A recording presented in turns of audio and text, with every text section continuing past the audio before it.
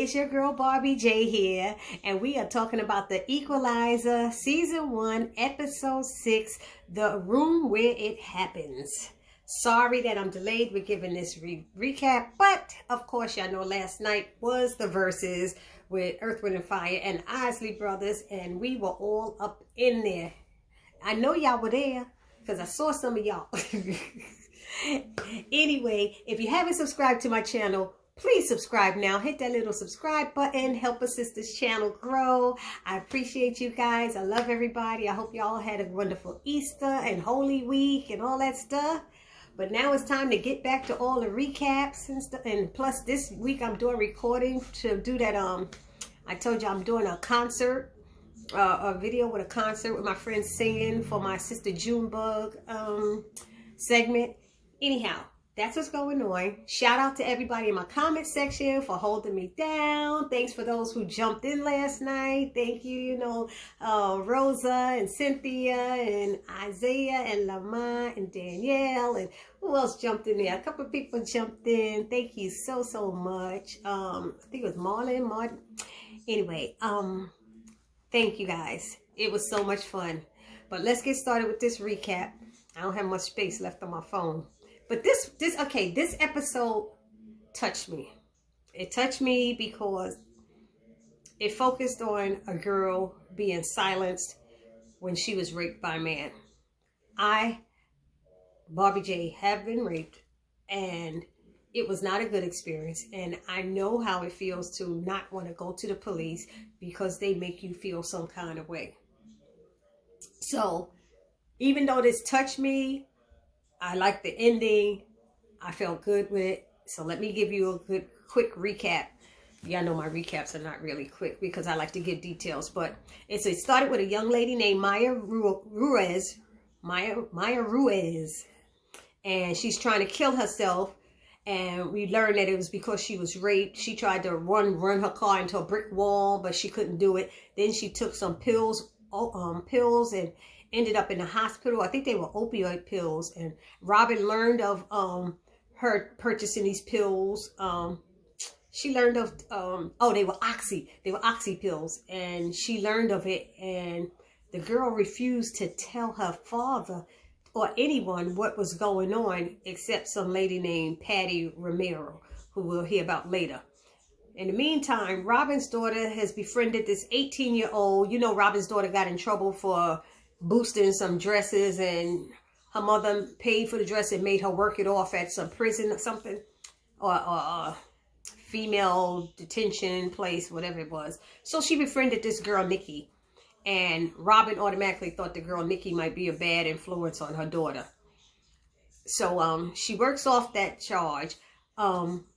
Next thing you know, she's sneaking the girl, even though her mother was against her hanging out with her. She sneaks the girl into her home while her aunt and her mother's not there.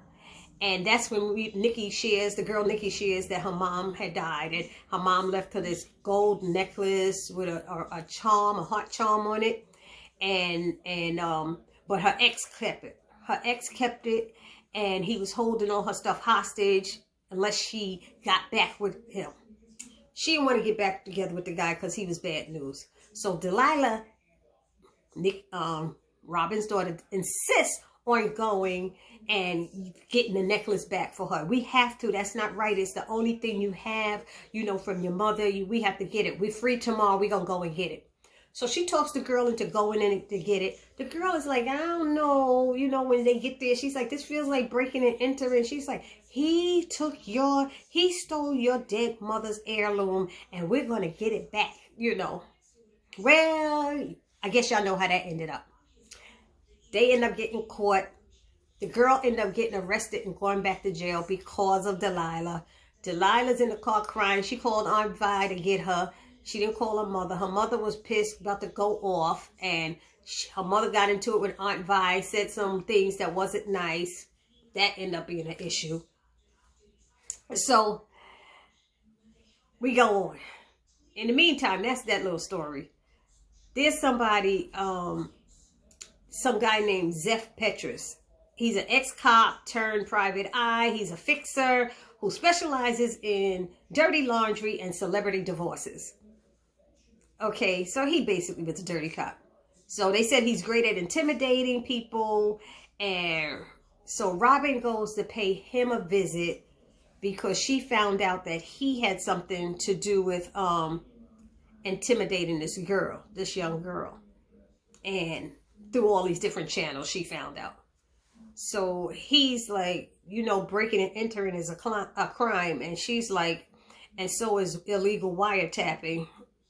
And so he claims that she wants to know why he's following Maya. And he said it's the opposite, that he's not following Maya. He was hired to protect Sinead. Sinead Keller is running for mayor.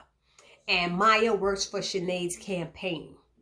So there's a guy at the campaign named, what's his name? Reed, Elijah Reed, who basically is the one who raped Maya. Okay, but this ex-cop now, Petrus, they call him Petrus, is on Elijah's payroll now. So we got that out the way. She says we find out that he bullies women into silence for Petrus, okay? And we learned that in 2011, he quit the force and got onto Elijah's, like I said, payroll full time. So he's his dirty man, I guess, do his dirt for him. Maya was an intern at Sinead Keller's campaign for the mayor, and the higher ups in Sinead loved her, but she had started acting strangely, and one of the girls who was jealous of Maya at the campaign ended up telling Melody. Melody went undercover working at, you know who Melody is, Robin's friend. She went undercover working at the campaign to find out see if there was anything she could find out, you know, if anybody else at the campaign was being threatened like Maya was, or if anybody knows why Maya was being threatened. And that jealous girl told her some stuff, that she stole a car and that Maya did this and Maya let it go to her head, that everybody cared about her. You know, she was jealous. Anyway, so what goes on next? So Melody, after she goes undercover, they find out about this other girl who what's the girl? Oh Lord. Maya stole the car. Remember I said that? She took that car and drove it to this other girl's house. The other person's house is named Patty. I forgot what Patty's full name is. They said Patty. And she goes to Patty's house to tell Patty what happened with her and Petrus. Robin, because I was about to call her Queen Latifah. I'm trying not to call her that. Robin goes and pays her a visit. Okay? And when she pays her visit, we learn that Robin learns that Patty also was raped by Petrus. By Elijah Reed. And that she just thinks that Maya should drop it and don't fight it and don't even deal with it. She felt she was stupid for doing it back in the past, because when she did it back in the past and she was blackballed out of politics, she was scared to say anything. She didn't. She said colleagues who she thought was on her side ended up not on her side. When she said she was going to go to the police, they told her if she go to the police, she'll never get a job in politics again in the city. And so she was upset about it. And Patty's telling all this stuff to Robin. And when she's telling her all this stuff, she said they basically forced her into signing that NDA, non-disclosure agreement, the NDA. And they had her sign it. And that guy Petrus was the one who was bullying her. So, and by the way, she said her real name, she said she ended up having to move and change her name because of all of this. Because even on the news, they were making her look bad. She was looking bad everywhere. So she ended up telling Robin that her real name is Sarah. Her real name is Sarah. It wasn't Patty, because it's like she had that name Patty for 2 years. And they said before that Patty didn't exist because they ran a background check on her. So what else happened? Then Robin calls. So they realized when he said, when Patty, her name is Sarah, but she told Robin that Petrus told him the same thing happened to a girl back in 2011, and the police didn't even listen to her. So they went and checked that out. Robin called on her old buddy, Detective Dante. And of course, what we learn is Petrus was working as a police officer that year. That's the year he resigned. He's the one that didn't listen to the girl. And that's when he left and ended up working under this new guy, Elijah Reed. So he was the dirty cop. Dante didn't like it because he knew about that case. And Robin could tell it messed with Dante. So, Detective Dante. So she was glad she had told him about it because he would not stop. And he ended up working with to try to find out what was going on. So when she called him, it was cute because they got this little cat and mouse thing going on. I'm waiting to see them two get together or something. But so she was like, you know, hello, this is Detective such and such from the 18th precinct. He said, I thought the 18th precinct was closed down. She's like, well, we all still here. She had made up something. And so she said, she told him, you know, asked him, could he pull a file for her from 2011? He's like, why would I do that? She said, because you like me. He said, how could I like you? I hardly know you. And she was like, you know, I could hear you smiling through the phone. And he was smiling. But I found out that they worked together before on other movies. I forgot what the two other movies were. But Queen Latifah and this guy who plays the police officer, Detective Dante, they actually worked together on 2 other movies. Wow, did you know that? I'm gonna have to look those up.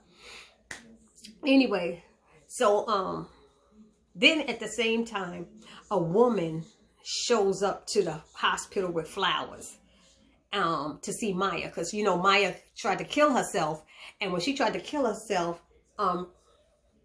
Robin found out. And she was calling the father. The father wasn't answering. And she went to the house and said, where's Maya? And he said, oh, she's upstairs. Because when Robin tried to talk to her earlier, she kept saying, nothing's wrong. She's fine. Everything's great and all this stuff. But then the guy who sent her the threatening messages said she looked beat up and busted and wanted some oxy. So Robin ran there to the house, got to the house, ran upstairs, and they found her passed out in the bed. So they had to take her to the hospital. The father thought she was just sleeping and she was about to die. So when they get in the hospital, they're in there. He's upset because she won't tell him what's going on. The father's upset. He's very upset. Robin, somebody calls, a woman shows up and says she's there from the campaign. And she just wants to see how, you know, Maya's doing. We sending all our love and everything. She got this big bouquet of flowers.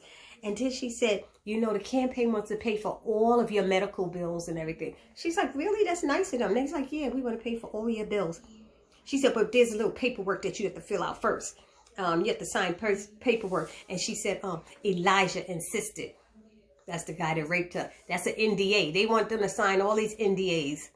So she said, thanks, we'll think about it, all this stuff. Her dad wanted to know why she wanted to think about it. She finally tells her dad that she had gotten raped by this guy.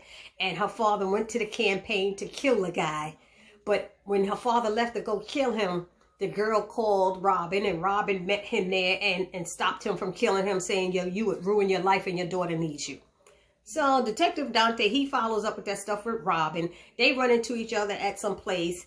And he tells her, he tells her that she said, I knew you were going to, you know, try and make it right. And he said, yeah, I am, but not with you. So he's still not feeling her way of doing things, thinking she's always going to be killing and she freelance vigilante, you know, so he ain't feeling her.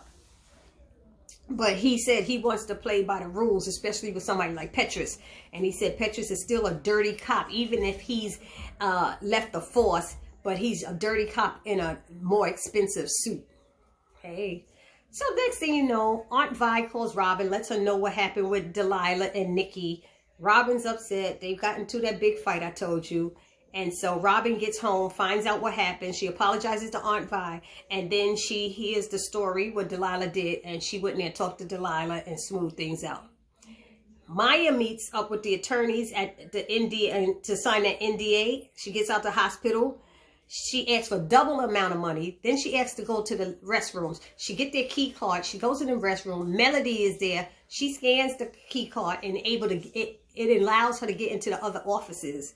Melody went in the other offices, went through the files, and got that NDA out. All the NDAs. There was 23 NDAs, and they found out that one was Sinead Keller, who's the lady who's running for mayor.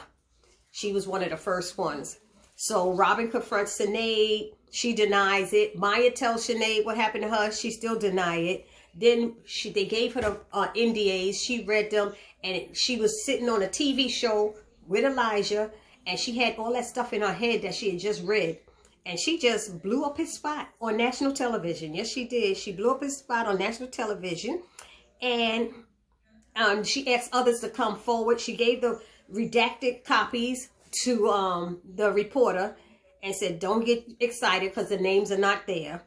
And then Detective Dante gets a warrant, and he collects the things from Petra's office and shows him pics of him breaking into Maya's house and bugging her house. So he got him on a couple of things. Robin sees Detective Dante and says, it feels good, huh? And he said, I guess I owe you one. And she said, well, I'll take you up on that right now. And she asks him to get Nikki out of jail because it was her daughter's fault that Nikki's in there. So I guess that's what she asked, because next thing you know, Nikki's out of jail. Detective Dante's waiting for her to come out the door. They hand her an envelope. When she opens, Detective Dante said, if you're ever in trouble, call me. He gives her his business card. And when she opens the yellow envelope, she finds her heart, the gold chain heart that her mother had left for her. I guess they went and saw that guy and somehow got it from him. The police probably got it from him and all the rest of her stuff. Probably Detective Dante got it, you know. But basically, that's how it ended. Nikki's out of jail. Maya is offered her job back and a promotion by Sinead, I think. And Elijah gets arrested because 17 more women came through after seeing it on the news. So I love it when the rapist gets arrested and gets put into jail. It's sad that it has to be that many women that it happens to. You know, because when it happens to one, nobody tries to believe you. Like that girl said, she ended up having to move away because nobody believed her, trusted her. But she said she couldn't live with that truth. That truth, that was her truth that she gave to him when she signed that NDA, and she didn't like it. And so she tweeted and put it out there on social media, and everybody turned on her. So I liked this episode. I really did. I would give it a 9 out of 10. You know, Queen Latifah does her thing. She's great in this role. I'm loving it every Sunday, and I hope you guys are loving it too. This is your girl, Barbie J, saying peace.